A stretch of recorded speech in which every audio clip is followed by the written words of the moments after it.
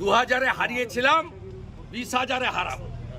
ওটা জগন্নাথ মন্দির নয়, জগন্নাথ মন্দির। নন্দীগ্রাম কেন্দ্রীয় বিজেপির কার্যালয় থেকে পথযাত্রা করে নন্দীগ্রাম থানায় ডেপুটেশন প্রদান কর্মসূচিতে অংশগ্রহণ করে বিজেপি কর্মী সমর্থকদের ওপর স্বৈরাচারী মমতা সরকারের দলদাস পুলিশ প্রশাসনের মিথ্যে মামলার বিরুদ্ধে তীব্র প্রতিবাদ জানিয়ে নন্দীগ্রামের থানায় নিজে গিয়ে আইসিকে চরম হুঁশিয়ারি দিয়ে নন্দীগ্রাম থানা থেকে সাংবাদিকদের মুখোমুখি হয়ে মিথ্যে মামলা নিয়ে উচ্চ আদালতে আইনি সহায়তা সহ বিজেপি কর্মী সমর্থকদের সর্বত্রভাবে পাশে থাকার আশ্বাস দিয়ে বহু মূল্যবান বক্তব্য রাখলেন রাজ্যের বিরোধী দলনেতা শুভেন্দু অধিকারী। 2000-এ হারিয়েছিলাম, 20,000-এ হারাবো। আর আপনাকে এটাও বলছি, বিজেপি যদি চায়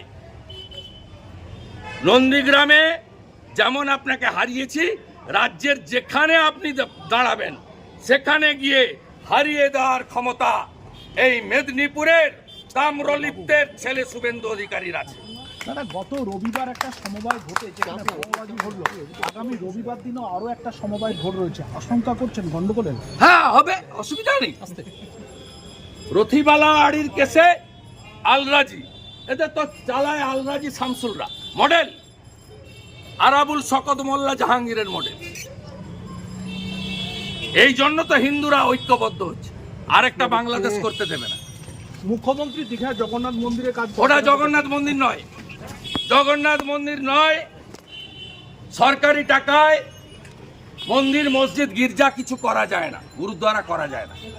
ওইটার নাম হচ্ছে শ্রী জগন্নাথ ধাম কালচারাল সেন্টার, সাংস্কৃতিক কেন্দ্র। আপনারা ভুল বোঝাবেন না। আর পুরী ধাম 4 ধামের 1 ধাম, পুরী ধামকে নকল করলে হিন্দু মেনে নেবে না, হিন্দু মেনে নেবে না। দৈতাবতীজিকে নিয়ে আসবো, দীঘা সহ মেদিনীপুরে ধর্মসভা করে মমতার ভণ্ডামির মুখোশ খুলবো। আর ওটা মন্দির নয়, ওটা কালচারাল সেন্টার, সরকারি টাকায়। আমরা রাম মন্দির গড়েছি হিন্দুদের টাকায়, সরকারের টাকায় নয়। আমরা নিধি দিয়েছি।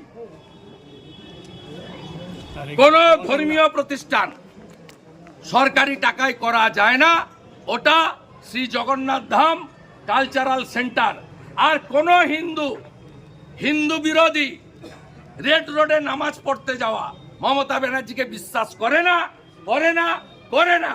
তাই হিন্দুরা নন্দীগ্রামে ওকে হারিয়েছে, আবার হারাবে।